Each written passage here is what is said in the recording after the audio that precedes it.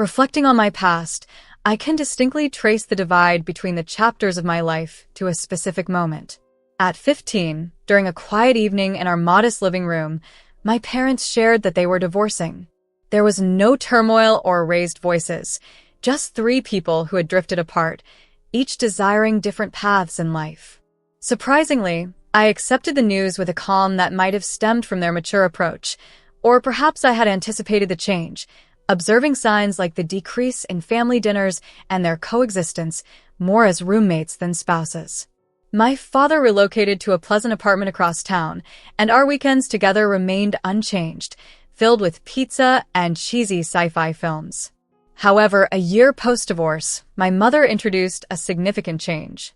She was elated one morning, telling me over breakfast about meeting someone named Gabriel, who had a 9-year-old daughter. The idea of gaining a sister seemed nice in theory, but the reality unfolded differently. Gabriel and his daughter, Amara, moved in soon after he and my mother married. Amara, always dressed impeccably and sweetly in the presence of adults, revealed a different side in their absence. Subtle sabotages began. My favorite sweater ruined by red socks in the wash, coffee stains mysteriously appearing on my homework. Gabriel's subtle digs didn't help, critiquing my clothing choices and insinuating I should focus more on my studies. My attempts to discuss these issues with my mother were dismissed. She believed Gabriel was merely being protective. The tipping point came with the research project incident. I had invested weeks gathering data and conducting interviews for it. Coming home early one day, I caught Amara in my room, her hands stained green from the markers she'd used to deface my project. Enraged, I dragged her to confront our parents. As I pointed out the evidence, Gabriel vehemently defended his daughter and scolded me, calling me a fool. I turned to my mother for support, but she offered none, only disappointment directed at me. That night, unable to sleep and tormented by the day's events, I resolved to leave. By dawn, I was hastily packing my belongings. I called my dad, and within minutes, he was ready to pick me up. As I loaded my bags into his truck, my mother watched from the doorway, pleading with me not to overreact.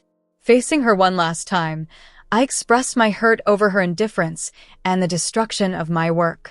Her silence spoke volumes, confirming my decision as I left to start a new chapter with my father. After I shared the incident with my dad, I could see his demeanor change instantly. When I told him about Gabriel's disrespectful words, he was furious and headed straight to Gabriel's office to confront him. I waited in the truck, watching from a distance as my dad stormed into the building. Through the office window, I saw them. My dad pointing forcefully and Gabriel rising to meet his accusations, both red-faced and agitated. Security had to intervene before the situation escalated further. Life in my dad's place was a breath of fresh air. It felt like coming up for air after being submerged.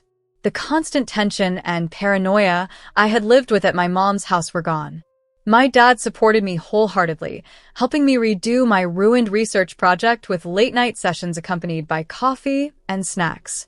A few days later, my mom sent me a message accusing me of turning my father against Gabriel and tearing our family apart.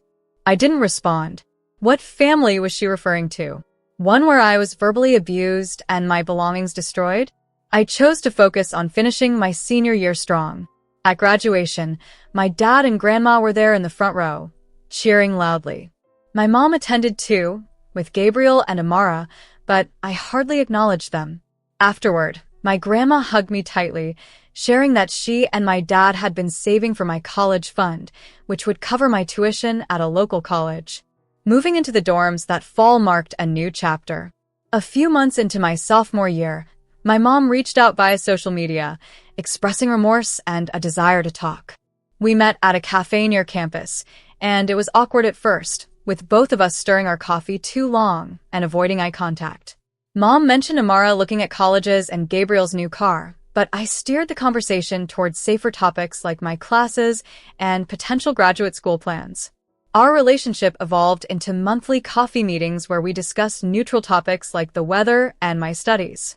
Though she occasionally tried to bring up Gabriel and Amara, I would gently redirect our conversations. After graduation, I secured a job at Marshall & Associates as a junior project manager. My dad was thrilled and offered me a place in his apartment to save money, but I decided it was time to stand on my own. I found a modest apartment close to work. The first night there, eating takeout on a secondhand couch, I felt a profound sense of adulthood. I was diligent with my finances, saving a significant portion of my paycheck for future house fund, and opting for homemade lunches over expensive outings with colleagues. When a challenging client came up at work, everyone hesitated, but I stepped up. 5 months later, I had successfully managed the project ahead of schedule, earning a commendation and a bonus from my impressed boss. As the quarterly bonuses began to stack up, each one substantial, I diligently directed every dime into my savings. My colleagues often joked about my frugality, questioning why I skipped the after-work gatherings and weekend getaways. "You're wasting your youth," my mom echoed during one of our routine coffee catch-ups, about 3 years into my disciplined savings plan. "You should enjoy life a bit more." "I am enjoying life," I responded firmly. "I'm building my future."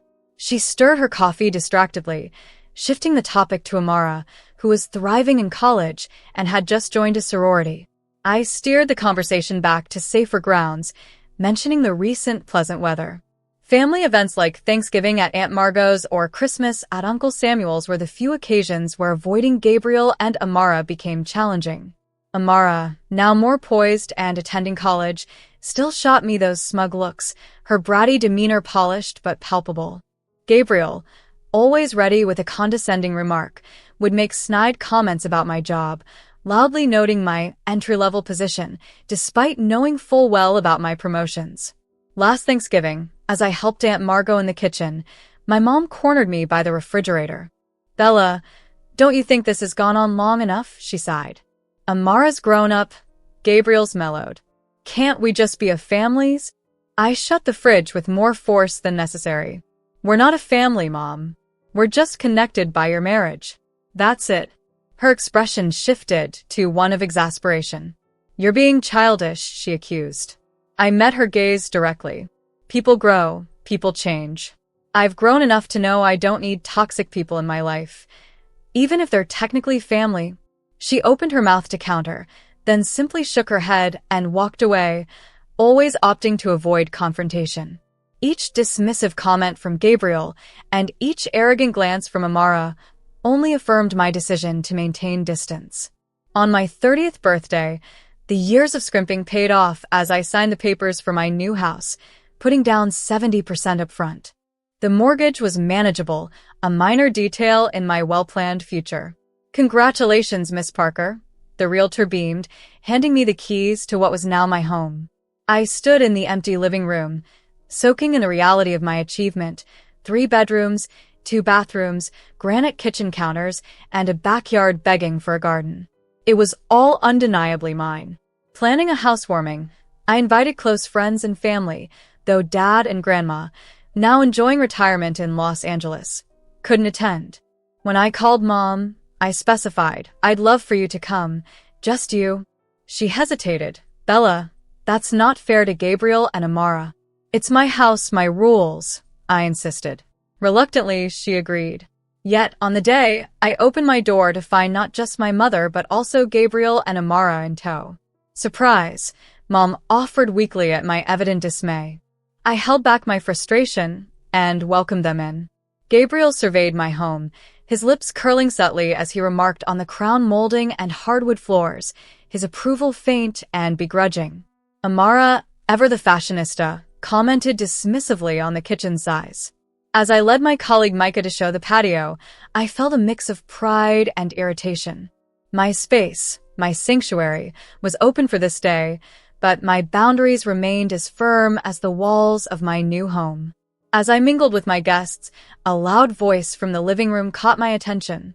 It was Amara, boasting to her parents. "I've been looking at houses too," she announced. "I'm going to get one much bigger than this, with a pool." I couldn't resist responding, so I stepped back into the living room. "Really? That's interesting. What job are you planning to buy it with?" Her face turned red as she struggled for an answer. "I have prospects," she managed to mumble. "Prospects aren't paychecks," I countered, recalling that she was still heavily reliant on her father's credit card. At this, Gabriel's face flushed a deep purple, and he began, "How dare you?" "No. How dare you?" I interrupted, standing my ground firmly. "You show up uninvited, then insult my homes." My mother, sensing the tension escalating, quickly grabbed Gabriel's arm. "Come on, Gabriel, Amara, we're leaving," she said, pulling them toward the door. As they left, Mom gave me a regretful look over her shoulder before they disappeared. 5 months after the housewarming debacle, a significant opportunity arose at work, a major project in New York that could catapult my career into senior management. However, my main concern was my home, especially my indoor garden. I had painstakingly cultivated a collection of plants, including delicate orchids, temperamental peace lilies, and a recently blooming rare bird of paradise. Each required specific care, and the thought of them perishing in my absence was distressing. After much consideration, I decided to ask for help. I drove to my mom's house. We hadn't spoken much since the party.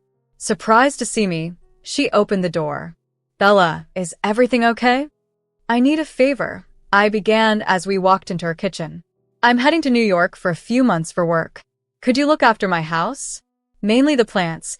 They need regular watering and care." Her face brightened at the mention of gardening. "Of course. You know I love gardening." Relieved, I handed her the spare keys along with detailed instructions for each plant. The next few months were grueling yet fulfilling. I managed a team across various time zones, working 14-hour days. Despite the intensity of the project, I made time to call Mom weekly to check on my house.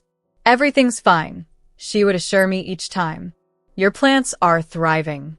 Don't worry, just focus on your work." But I overlooked how she was always at my house during our calls, background noises of daily living subtly audible.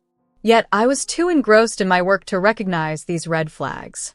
After 3 months, the project concluded successfully, and I returned home, exhausted but satisfied with my accomplishment. Arriving after midnight, all I longed for was my bed and a hot shower. But as I tried my key, it wouldn't turn. Confused and tired, I tried again, but to no avail. As I fumbled with the lock, I heard footsteps inside. Someone was in my house. Panic rising, I was about to dial 911 when the door suddenly swung open. There, standing in my doorway as if she owned the place, was Amara, clad in pajamas, her blonde hair in a disheveled bun. Standing on my doorstep, disbelief washing over me, I confronted Amara as she nonchalantly leaned against the doorframe of my home. "What are you doing here?" I managed to whisper, the weight of her presence like a physical blow. "What am I doing here?" Amara retorted with a smug grin, her tone mocking. "Living, of course. Been here for weeks now. Daddy helped me move in while you were off, playing big-shot businesswoman in New York." My exhaustion from the travel vanished, replaced by a rising tide of anger. "This is my house," I said, my voice strained but firm. "Get out. Now." Amara flicked her gaze over her freshly manicured nails, her audacity peaking. "Yeah, that's not happening. I'm quite comfortable here. The master bathroom has amazing water pressure, by the way." "Get out of my house," I demanded, each word sharp and clear. Instead of complying, Amara actually laughed, a cold, dismissive sound, and slammed the door in my face. I heard the lock click and her footsteps recede. There I was, stranded on my front porch, surrounded by my luggage, trembling with fury. The garden lights I had installed cast a soft glow on the flower beds I had so carefully tended to. Through the window, I could see into my living room, but it didn't look like mine anymore. Amara's belongings were strewn about, her jacket draped over my couch, her shoes scattered across my hardwood floors. Shaking, I pulled out my phone and dialed my mom. She answered on the 3rd ring, her voice groggy. "Bella, what's wrong? What's wrong?" I nearly shouted into the phone. "I just got home to find Amara living in my house. She says she's been here for weeks. Tell her to get out right now, or I'm calling the police." "No, don't call the police." Mom's voice shifted from sleepy to panicked. "We're coming over. Just wait there." Where else am I supposed to go? I snapped, frustration boiling over. I'm locked out of my own house. The next half hour was excruciating. I paced back and forth, my anxiety mounting as I watched the neighborhood slowly awaken. Cars passed slowly, their drivers likely curious or concerned about the scene unfolding. Finally, my mom's car pulled up, Gabriel at the wheel. They both rushed out, still in their pajamas under hastily thrown-on coats. What is going on? I demanded as soon as they approached. Why does Amara have keys to my house? Why are you letting her live here? Mom looked visibly uncomfortable. Bella, honey, Amara needed a place to stay. Her lease was up and she couldn't afford the rent increase. Your house was just sitting empty. Just sitting empty? It's my house. You had no right. I interjected, my voice rising with each word. The girl needed somewhere to live. Mom tried to justify, as if that explained everything. Your house is too big for just one person anyway. We thought. I cut her off. There is no we when it comes to my house. You are supposed to water my plants, not move your stepdaughter in. I searched my mother's face for any sign of understanding or remorse for the profound breach of trust. Instead, she continued making excuses for the indefensible. Gabriel then stepped forward, his posture aggressive as it had been years ago. Look, there was no point in telling you about Amara moving in. You would have just said no. Of course, I would have said no. It's my house, I exclaimed, the volume of my voice reflecting my outrage. The locks needed changing anyway, Gabriel said dismissively, waving his hand. It's done now.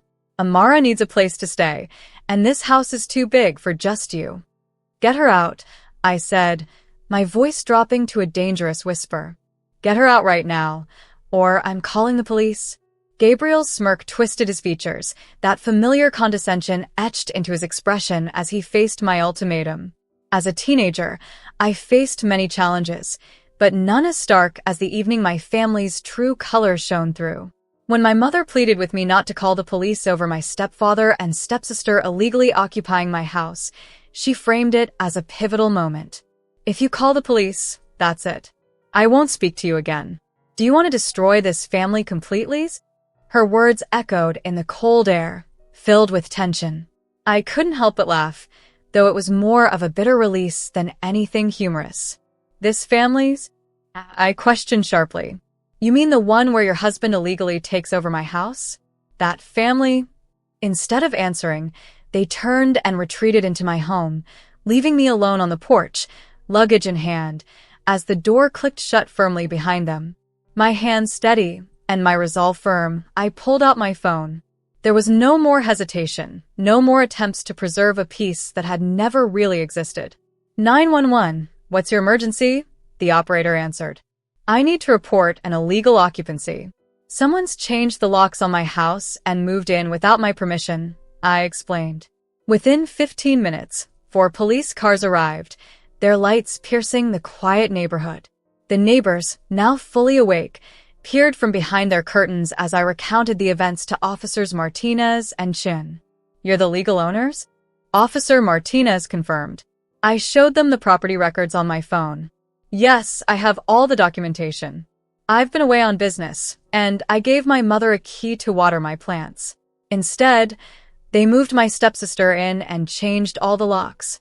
Officer Chin rang the doorbell. After a pause filled with shuffling sounds from inside, the door opened. There stood my mom, Gabriel, and Amara, their faces a mix of defiance and uncertainty. Good evening, Officer Martinez began. We need to see some identification and proof of residency from everyone. There's been a complaint. Gabriel attempted to smooth-talk his way out of the situation. There's been a misunderstanding. Bella gave permission for Amara to stay here. They had a falling out, and now she's trying to cause trouble. That's a lie, I interjected firmly. I never gave permission. They took advantage while I was away on business. Ask them about the locks. They admit they changed them without my knowledge.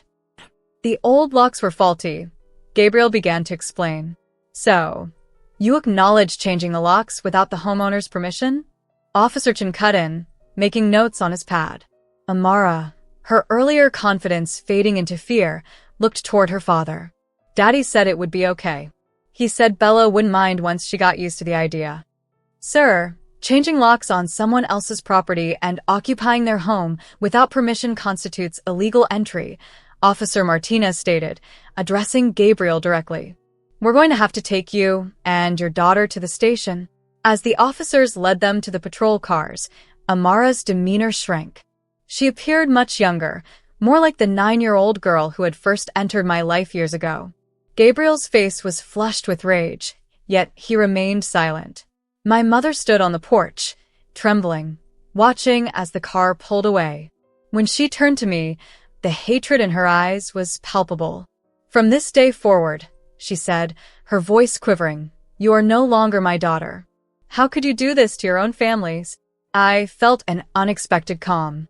Mom, I said softly, looking at her steadily, you made it clear a long time ago that they were your real family. The day Amara destroyed my research and you said nothing. The day Gabriel called me names and you excused it. This isn't new. You chose them long ago. The clarity of the moment was stark and undeniable, a long overdue acknowledgement of where we truly stood. Every time they wronged me, you asked me to be the bigger person, to tolerate their mistreatment without complaint.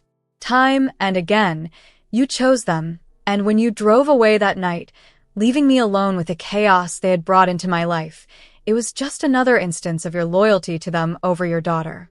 That night, I sat in my living room, staring at the disarray. Amara's designer clothes draped over my chairs, her pictures stuck to my fridge, her toiletries crowding my bathroom. The next morning, I called a locksmith to change every lock in the house, sealing it off from those who had betrayed me. Later that day, the police contacted me to see if I wanted to press charges. After a heavy pause, I declined. Just make sure they know they're not welcome on my property ever again, I requested. I arranged for a cleaning service to gather all of Amara's belongings and delivered them to my mother's house. That weekend, I cleaned my house from top to bottom, scrubbing away every trace of their presence. Sadly, most of my plants had succumbed to neglect. Even my beloved bird of paradise was beyond saving. I disposed of them all and started anew. 5 months have passed since then. Mom tried to call once, but I couldn't bring myself to answer. Gabriel sent an email threatening legal action for the so-called emotional distress caused to Amara, which I promptly forwarded to my attorney without a response. Amara, on her part, took to social media to vent about toxic people playing the victim, but I blocked her account swiftly. Last week, I bumped into Aunt Margot at the grocery store. She mentioned that my mom was having a hard time with our estrangement and suggested I reach out to make peace. Some bridges, I told her firmly, need to stay burned. I've been sleeping better lately. My new plants are thriving, basking in the sunlight that now floods through the clear windows. Dad and Grandma keep in touch regularly from Los Angeles, and I've even planned a trip to visit them next month. Sometimes, out of old habit, I find my hand hovering over the phone, tempted to call Mom. But then I remember that night, standing locked out on my own porch, and the impulse quickly fades.